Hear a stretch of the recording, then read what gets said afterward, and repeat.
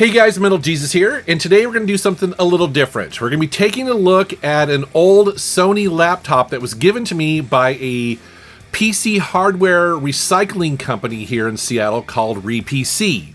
And the reason why I wanted to do this is because this is back when laptops still had personality. Sony built this tiny silver spaceship looking thing called the Vaio. And in 2006, they unleashed one of the last ultra portable machines that actually believed in giving you some options. We had real ports, real expandability, actual physical buttons and switches and inputs for days. I mean, this thing isn't just a laptop, it's a Swiss Army knife running Windows XP. Hey, and I get it. I mean, today's modern laptops are thinner, they're quieter, they're more powerful, and, they're proud of removing some of these things that are actually kind of useful. They no longer have optical drives, you can't remove the battery, there's no little memory slots for cameras that you probably forgot even existed. But as I was messing around with this laptop, I started thinking, man, this is back in a glorious era where Sony engineers woke up every morning and thought, hey, how do we actually add more stuff? And so today we're going to be diving into this 2006 Sony Ultra Portable that makes it feel like almost like a last survivor of like this long forgotten civilization. Let's take a look.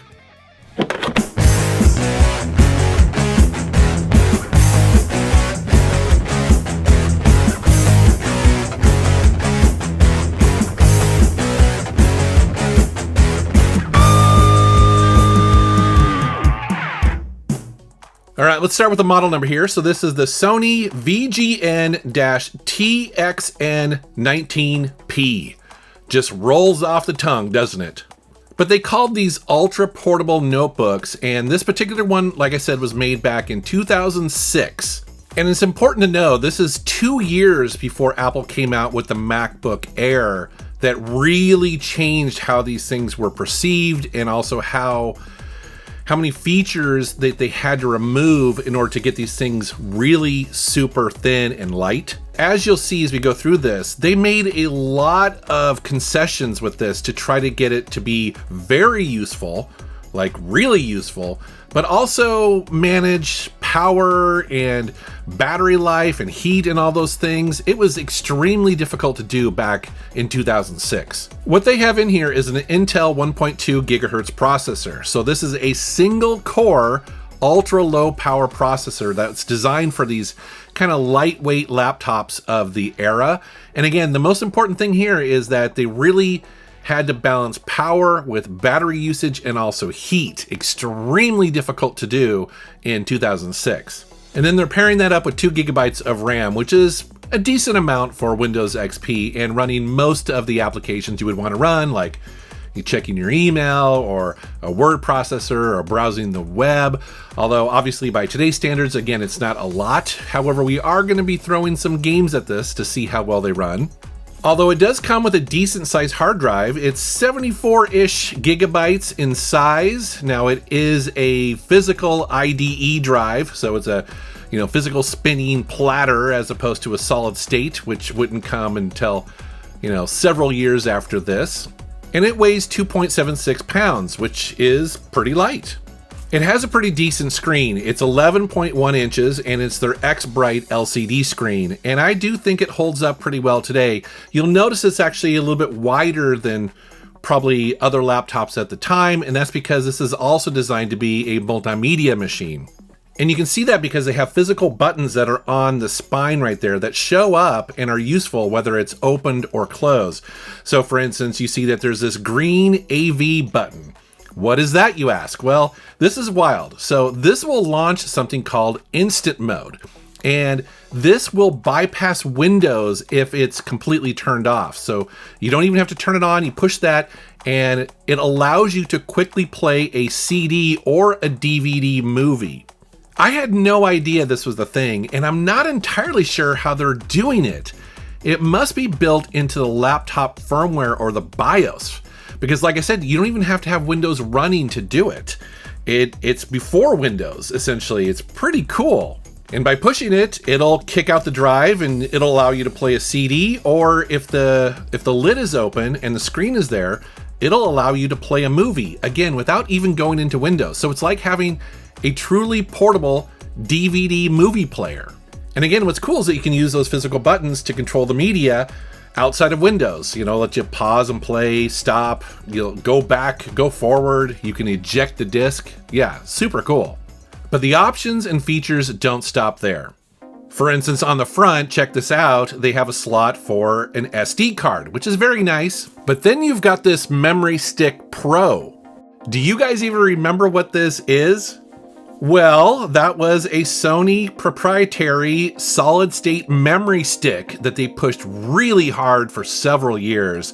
The PlayStation 2 had it, as well as the PSP supported it, as well as their mini disc players used it, and a bunch of their CyberShot cameras that they put out. Sony pushed really hard to make this another format, and I think they were kind of hoping that it would replace SD cards, but it never really happened. And so this laptop has both, which is really wild. Also on the front, you have this switch that will turn on or off wireless. Now, you notice it didn't say Wi-Fi. That's because this laptop will support all wireless, meaning that this will support Wi-Fi and also cellular. While you're home or at the office or near a Wi-Fi hotspot, obviously you would want to use the Wi-Fi, but if you're on the road or in your car or on a train or something like that, you can easily switch over and use cellular. And you can toggle which one you want to use by doing a keyboard shortcut. That's pretty cool, right? Next to that, you have a button for mute, volume up and down. That's where you plug in your headphones and your microphone. Oh, but it doesn't stop there. No, there's much more to go here. So you have on the side, you have a USB-A port, as well as a Kensington lock there, which is used in most businesses to secure the laptop. Here's something that you don't see anymore, but it was used a lot back in the day. That's the PC card slot. So this is an expansion port that's fairly large, and this is where you could insert a number of first-party and third-party expansions like 3G modems, Wi-Fi modems. You could add other hard drives and a ton more. It was actually very useful back in the day.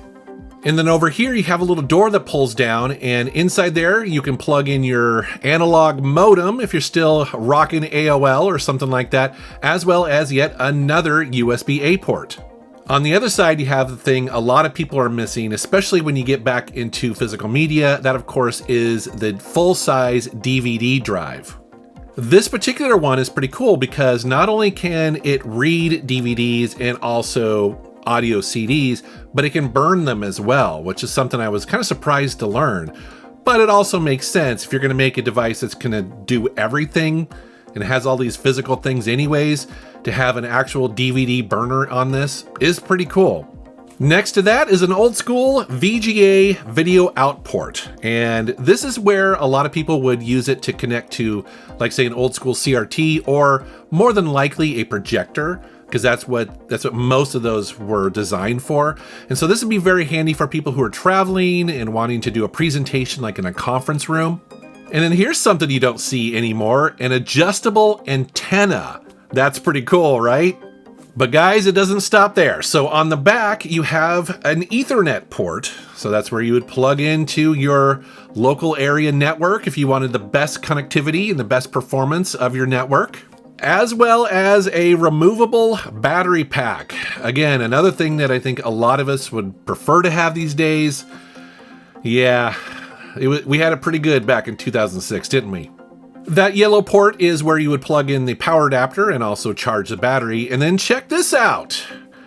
What is that, you ask? Well, that is, I believe, the first version of FireWire. So this is the mini version of FireWire 400, if I remember correctly. And so not only would this have a bunch of regular USB ports, it has this FireWire port that is fast. And you would use this typically, or at least I would, when pulling off of my camcorder back in the day.